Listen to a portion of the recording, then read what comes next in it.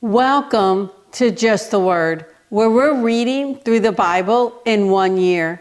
And I'm Net. Today's reading will come from 1 Kings chapter 2. 1 Kings chapter 2. When the time drew near for David to die, he gave a charge to Solomon, his son. I am about to go the way of all the earth, he said, so be strong. Show yourself a man, and observe what the Lord your God requires. Walk in his ways, and keep his decrees and commands, his laws and requirements, as written in the law of Moses, so that you may prosper in all you do and wherever you go, and that the Lord may keep his promise to me. If your descendants watch how they live, and if they walk faithfully before me with all their heart and soul, you will never fail to have a man on the throne of Israel. Now you yourself know what Joab, son of Zeruiah, did to me, what he did to the two commanders of Israel's armies, Abner, son of Ner, and Amasa, son of Jether. He killed them, shedding their blood in peacetime as if in battle, and with that blood stained the belt around his waist and the sandals on his feet. Deal with him according to your wisdom, but do not let his gray head go down to the grave in peace.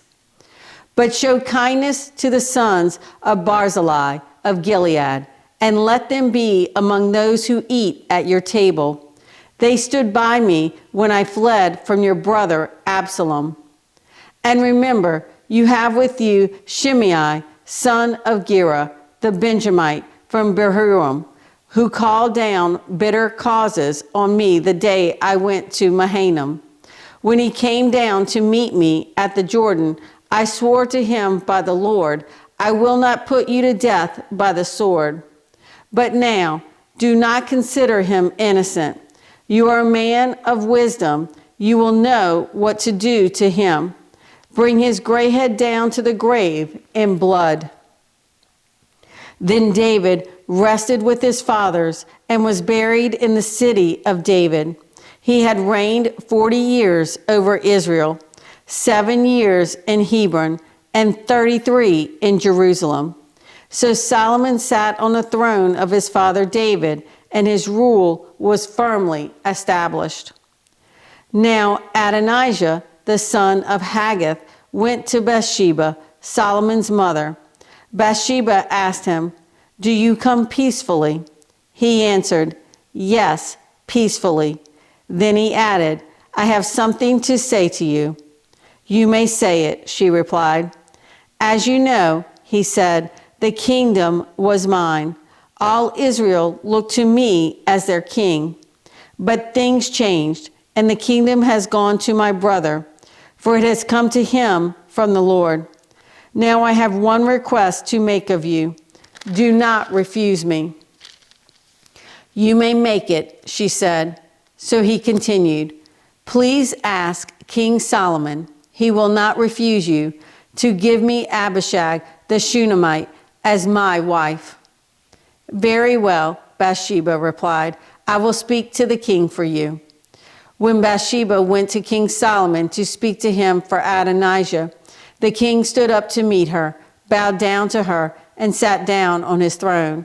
He had a throne brought for the king's mother, and she sat down at his right hand. I have one small request to make of you, she said.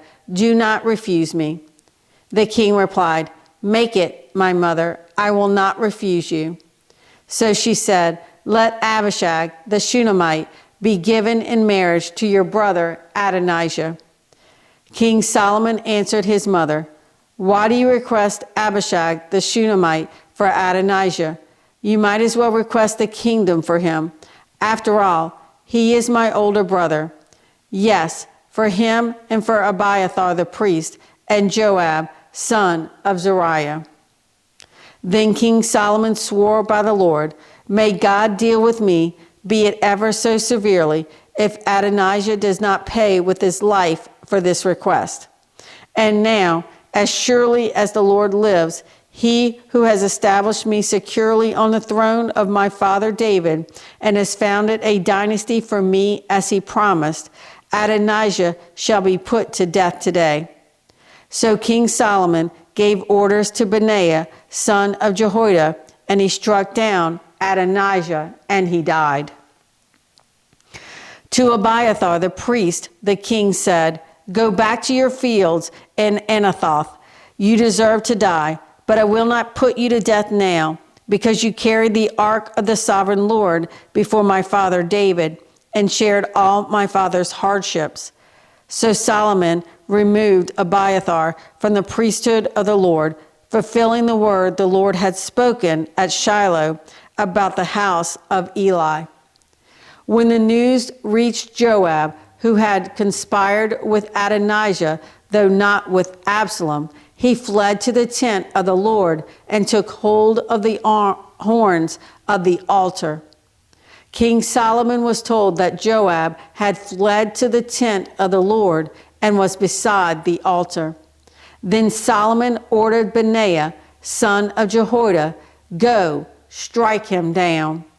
So Benaiah entered the tent of the Lord and said to Joab, "The king says, 'Come out.'" But he answered, "No, I will die here." Benaiah reported to the king, "This is how Joab answered me." Then the king commanded Benaiah, "Do as he says, strike him down and bury him, and so clear me and my father's house of the guilt of the innocent blood that Joab shed. The Lord will repay him for the blood he shed, because without the knowledge of my father David, he attacked 2 men and killed them with the sword. Both of them, Abner, son of Ner, commander of Israel's army, and Amasa, son of Jether, commander of Judah's army, were better men and more upright than he. May the guilt of their blood rest on the head of Joab and his descendants forever. But on David and his descendants, his house and his throne may be the Lord's peace forever." So Benaiah, son of Jehoiada, went up and struck down Joab and killed him, and he was buried on his own land in the desert. The king put Benaiah, son of Jehoiada, over the army in Joab's position, and replaced Abiathar with Zadok the priest. Then the king sent for Shimei and said to him, "Build yourself a house in Jerusalem and live there, but do not go anywhere else.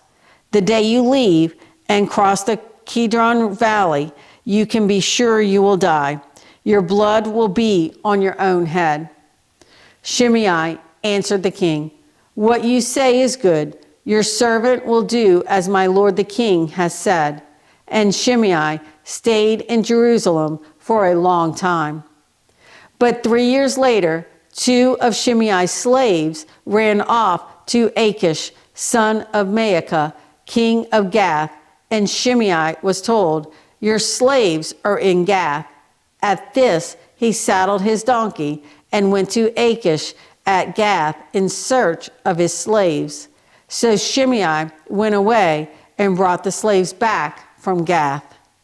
When Solomon was told that Shimei had gone from Jerusalem to Gath and had returned, the king summoned Shimei and said to him, "Did I not make you swear by the Lord and warn you? On the day you leave to go anywhere else, you can be sure you will die. At that time you said to me, 'What you say is good. I will obey.' Why then did you not keep your oath to the Lord and obey the command I gave you?" The king also said to Shimei, "You know in your heart all the wrong you did to my father David. Now the Lord will repay you for your wrongdoing. But King Solomon will be blessed, and David's throne will remain secure before the Lord forever." Then the king gave the order to Benaiah, son of Jehoiada, and he went out and struck Shimei down and killed him.